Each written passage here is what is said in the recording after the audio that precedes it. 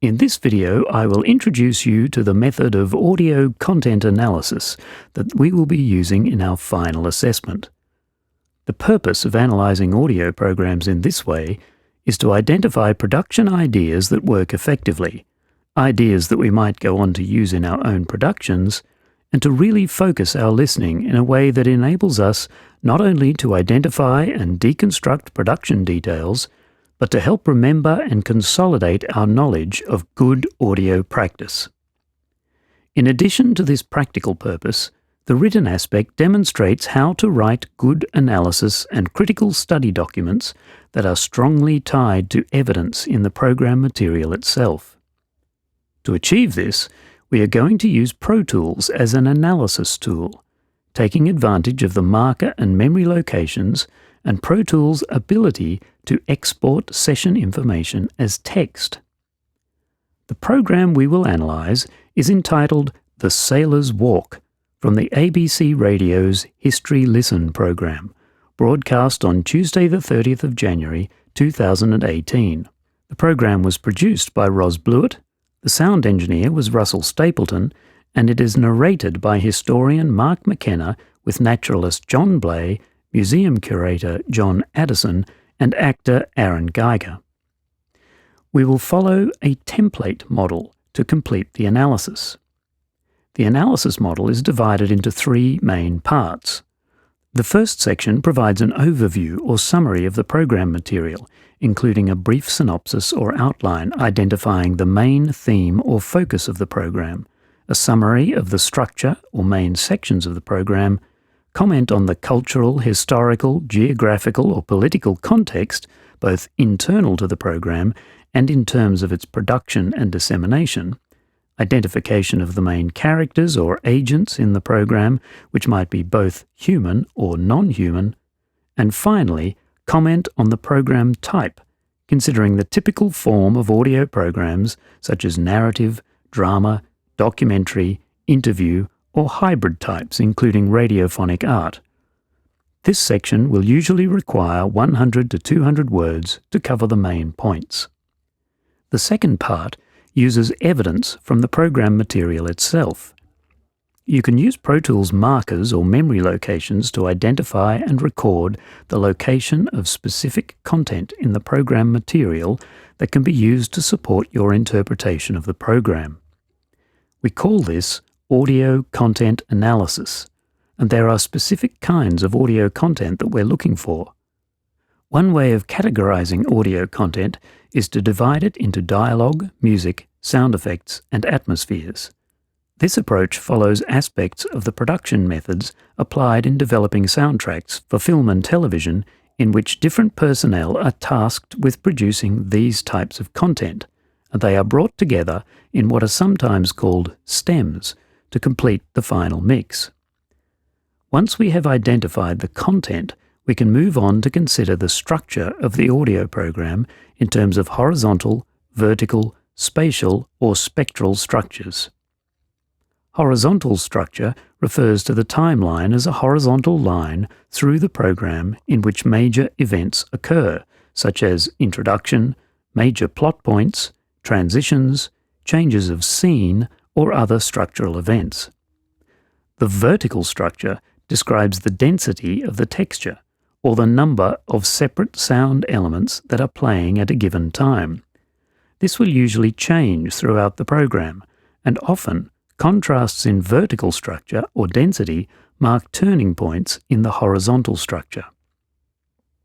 The spatial structure identifies the use of foreground and background and the use of stereo and reverberation to create a sense of depth and width. Even mono programs can achieve depth by using audio perspective, either in the mixing or recording stages. Spectral structure considers the use of the frequency spectrum throughout the program. Many radio programs focus mainly on the middle of the spectrum where the human voice is located, and by doing this, they allow the program to sound good on small speakers. Music and film soundtracks often exploit the deep bass and high treble to create contrast and engagement with the soundtrack. The final stage in the analysis is to create an overall evaluation of the program, identifying novel or interesting ideas in the production, sound design, and composition, and to consider the strengths and weaknesses of the program as a whole.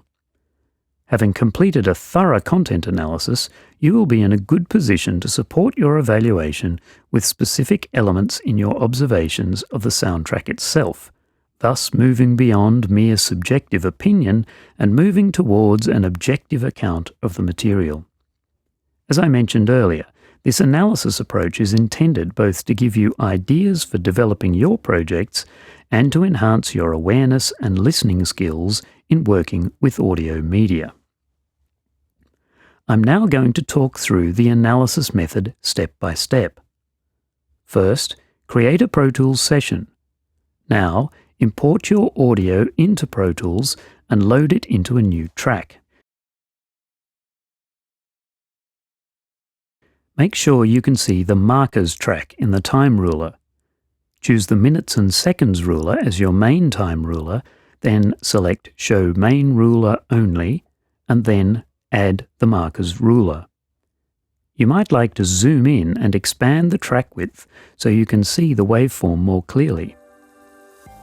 The first step is to listen through the entire program, taking notes as you listen with a view to developing your overview or synopsis, identifying the main theme, structure, describing the content, main characters or agents, and identifying the program type. Use the analysis template to guide your notes. Once you have listened through, take a moment to fill your rough notes out and turn them into joined-up sentences. Here's what I wrote. The Sailor's Walk is a radio feature program based on historical research about an event in early Australian colonial history, involving a group of shipwrecked sailors and crew walking up the east coast of Australia to Sydney in the 1790s. It includes dramatised accounts based on a journal kept by one of the sailors, including descriptions of their first contact interactions with Indigenous people along the way. These are framed by voiceover and location interview material presented by the historians involved in the research. Once you have practiced the next steps, you can also use this first pass listen to enter Pro Tools markers. In the next phase, you will be identifying specific events in the audio program using markers or memory locations. You can display the memory locations window to help you navigate through the program using the markers you create. You enter markers by pressing the Enter key on the numeric keypad or function Return on a laptop. Click on the marker in the memory locations window to jump to that location. Note that the analysis template uses a set of codes for identifying features in the program. These codes will be used later in the analysis to assist your write-up. The codes for content categories are DIAL for dialogue, MUS for music, ATM for atmospheres, SFX for sound effects. The codes for structure are struct for the main sectional divisions in the program, DENS, dense, for notable changes in texture or density of the mix, SPAT, for contrasts in or interesting uses of spatial width, depth, perspective, or reverberation, and finally, SPECT, for notable contrasts in or interesting uses of the frequency content in the program. These codes are used as a prefix to the markers you enter. Give each marker a unique name and enter any useful notes in the comments field. There are several approaches to completing this phase of the content analysis, depending on the amount of time you have. If you have plenty of time, focus on one aspect of the program at each pass, playing through and listening to the program. Start by identifying the main structural divisions in the program and enter struct markers to mark transitions from the introduction to the main program or major shifts in scene, location, time, or other main sections. This is similar to marking the start of a verse, chorus, or bridge sections in a song. Now go through and identify significant uses of the different content types. Using the dial prefix, identify the different uses of dialogue, such as voiceover, narration, interview, or character voices. Using the mus prefix, mark the use of music in the program. Identify the use of atmospheres and specific sound effects using their prefixes in your marker text. Make a note of the function of these sounds in the comment section of the marker's dialog box. For example, you might note that a particular music cue sets the scene in a particular time period or geographical location. You might note a particularly detailed stereo atmosphere sets the scene by describing a location and produces spatial contrast to mark the transition from a narrated exposition to a dramatized scene. In this example, you might have 3 separate markers: a structural marker, a spat spatial marker, and an ATM atmosphere marker.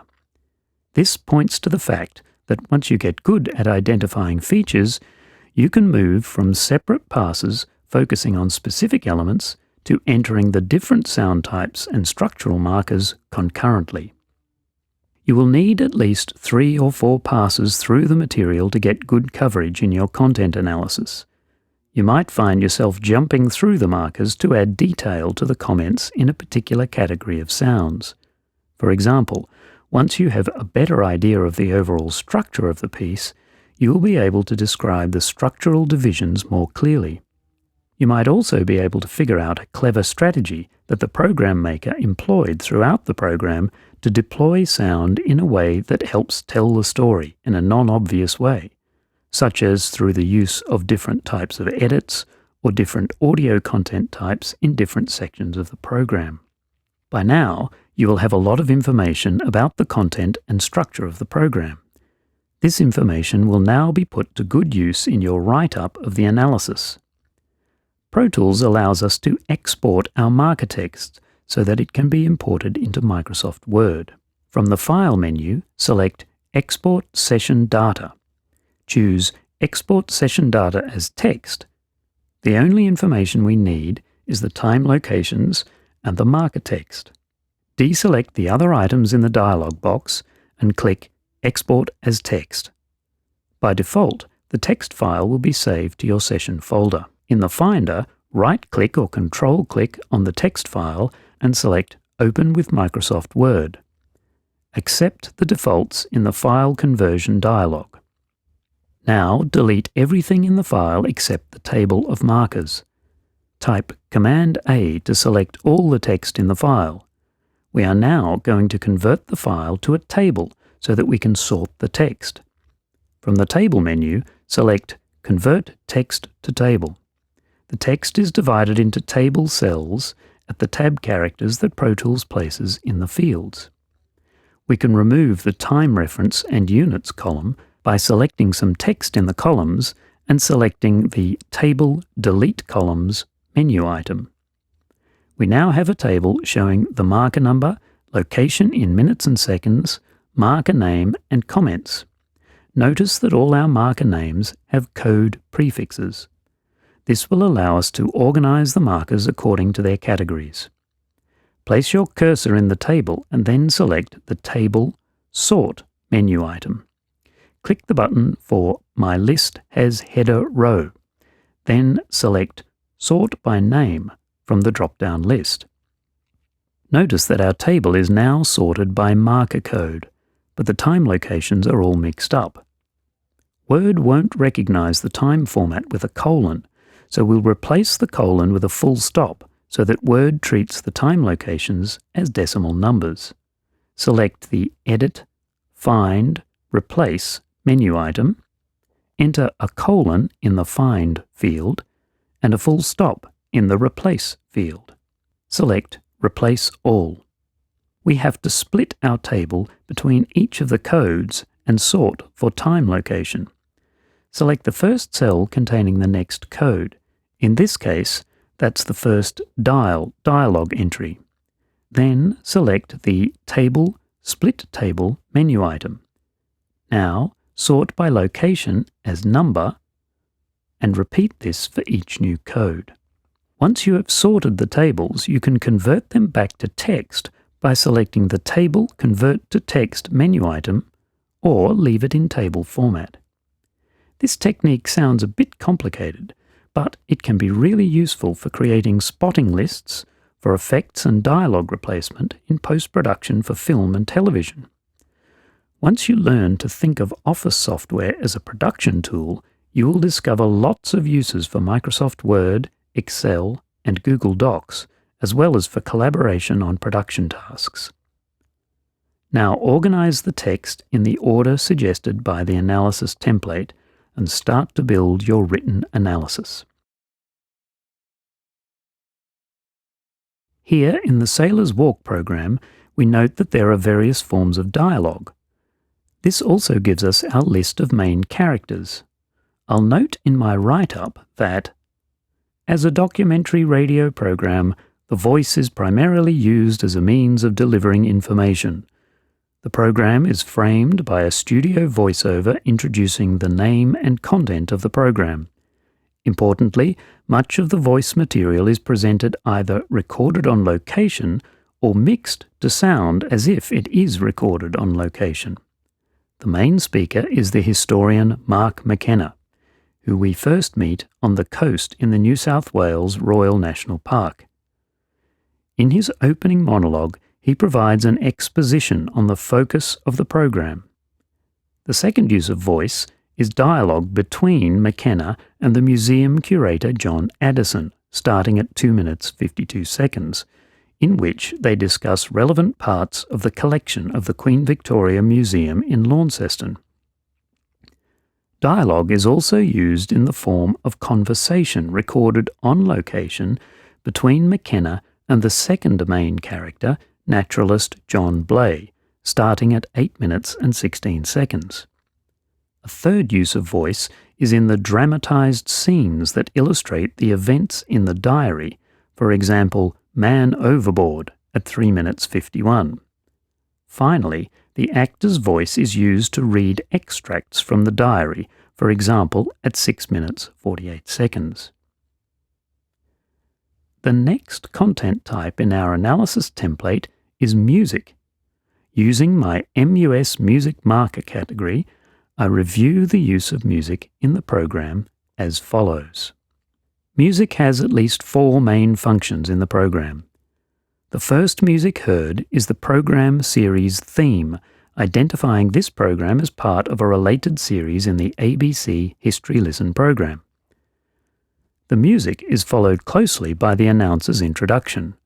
These elements are not part of the actual program, but merely signal its place within the programming structure of the station. At 10 seconds in, the program starts with an introductory jig or reel played on lute and flute. Later, we will understand that this music signals the program's historical 18th century subject matter and its link to British maritime colonial endeavours. A closely related set of music cues are linked to this opening theme. At 2 minutes and 26 seconds, a related music cue with a melancholy theme played on the flute signals a shift in the narrative related to the drama of a sea voyage. A number of related music cues, performed on lute and flute, mark transitions in scene or mood. A third music element signals the presence of the local Indigenous people. Brief musical cues performed with clapsticks, vocals, and didgeridoo stand in for the Indigenous people referred to in the story. This situating of voiceless Indigenous people replaced by musical effects reflects the historicising that must be negotiated in a program of this nature. The use of didgeridoo as a signifier is effective, though historically and geographically inaccurate, in representing the people of the southeast of Australia in the 1790s. An Indigenous vocal music cue occurs at 6 minutes. At 20 minutes, A didgeridoo-like synthetic drone suggests the menace of the armed Indigenous people met at this location in the narrative. Over the next minute, additional synthetic sound elements add to the musical texture, building tension around the violent conflict in this part of the story. Towards the end of the program, at around 26 minutes and 42 seconds, a blending of clapsticks, flute, plus vocal suggest a concluding musical resolution integrating the past with the present. The program plays out with a flute and lute cue that fades to reverb at the end. Next up in our analysis is the use of atmospheres. Here's what I extracted from my marker notes. Atmospheres are used effectively to anchor the narrative in time and location. Importantly, the Australian coastal landscape effectively becomes a character through its insistent presence in the soundtrack. Stereo recordings of the beach, ocean, bird life, and bush punctuate transitions in the program. The interior atmosphere of the museum during the interview at 2 minutes and 40 seconds situates the listener imaginatively in the museum and provides an effective contrast, transporting the listener away from the preceding coastal location. Ocean beach waves at 25 minutes and 30 seconds anchor the following narration to the location of the rescue scene, and 18th century city sounds of horse and carriage at 26 minutes bring us imaginatively into old Sydney town. The last content type is sound effects. Here's my account of this aspect of the program. Sound effects are used effectively to illustrate aspects of the fateful sea voyage and shipwreck. At 2 minutes and 16 seconds, ropes and a ship's bell set the scene. Over the next minute and a half, the addition of waves breaking and an increase in the tempo of these effects signals the rising storm. Thunder sounds mark the climax of this sequence. At 4 minutes 30 seconds, the sound of rollicks vividly illustrates the longboat. There are several classes of sound effects in the sound design of this program. Throughout the program, waves and coastal sounds are superimposed on stereo atmospheres to enhance their impact and immediacy. At 6 minutes, footsteps in bush are used both to illustrate the scene, but also to suggest that the narrative or story time is continuing while the voiceover narration goes on. This ability to present two orders of time simultaneously is one of the key affordances of audio. Footsteps as a class of sounds are used at various points to indicate features in the landscape: sand at around 7 minutes, water at 13 minutes, grass at 21 minutes 22 seconds. Animal sounds are also used throughout the program. At 6 minutes and 6 seconds, a whipbird signals the richness of the natural environment. A dingo howl at 6 minutes and 44 seconds adds a slightly ominous feel. Crows at 11 minutes 25 seconds suggest a more threatening mood in the landscape. Crows again at 23 minutes and 23 seconds seem to stand in for the aggressive Indigenous people at this point in the narrative. The crows are perhaps an unfortunate sonic cliché, but they are deployed effectively here. The close mic'd sounds of pen on paper are used to transform the actor's reading of Clark's journal into a fully embodied presence in the story. Another indexical sound are the axe sounds, pointing to the presence of the local people and their lives going on in the background. One sound sits on the border between the categories of music and sound effects, and that is the use of clapsticks, presented with and without other musical sounds at 6 minutes, 13 minutes and 16 seconds, 19 minutes 49 seconds, and 26 minutes and 43 seconds. Next, we move on to the analysis of structural details. Note that I have recorded entries only for horizontal structure and spatial effects. More could be said about vertical structure or changes in density of the program. At this point, I am prompted to go back and try to identify the specific sections or scenes in the program. I already have the markers. I'll just go through and identify them more clearly, then copy them from the table and insert them into the document. I'll convert the table to text by selecting the Table, Convert Table to Text menu item. I'll choose to separate the text in each cell with a space character. Then I'll remove the empty spaces in the text using the Edit, Find, Replace dialog.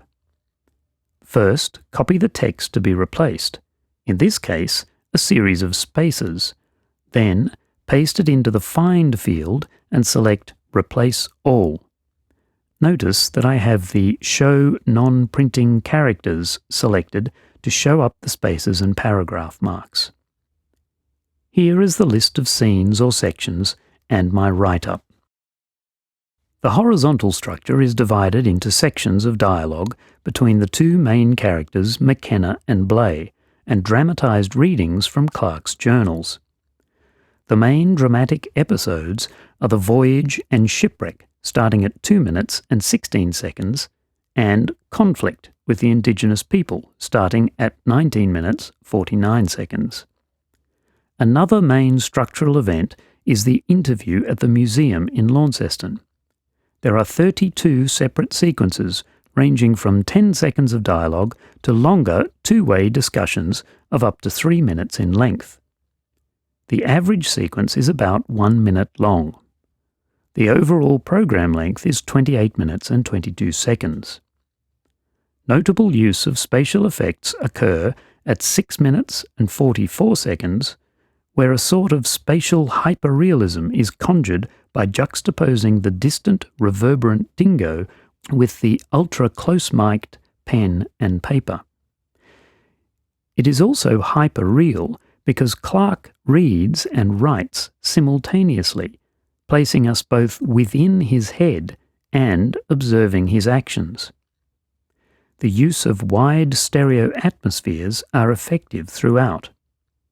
The transition from exterior space to the reverberant interior of the Launceston Museum at 2 minutes and 41 seconds is also an effective cue for change of scene.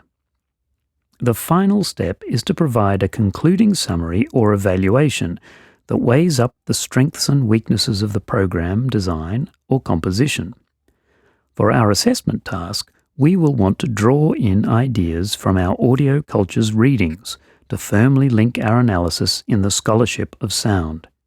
Here is my attempt at this. Conclusion. The program uses sound effects and atmospheres to maintain several temporal layers simultaneously. Rapid sonic transitions are made from the present tense narration to an intermediate time of several interviews with the experts on the topic, and to the time of the narrative itself, which is presented in a dramatized performance. A continual anachronic presentation is only made possible by this use of signaling effects, music, atmospheres, and characterized voices. Music is used sparingly to give a sense of mood, a jig on a flute and lute for positive aspects of the story, a didgeridoo-like drone and vocals for dramatic conflict between the main character and some of the local Indigenous people. Sound, particularly signalling devices such as pen on paper, a dramatized voiceover performance, and musical elements, are used to draw the listener into the drama of the historical narrative.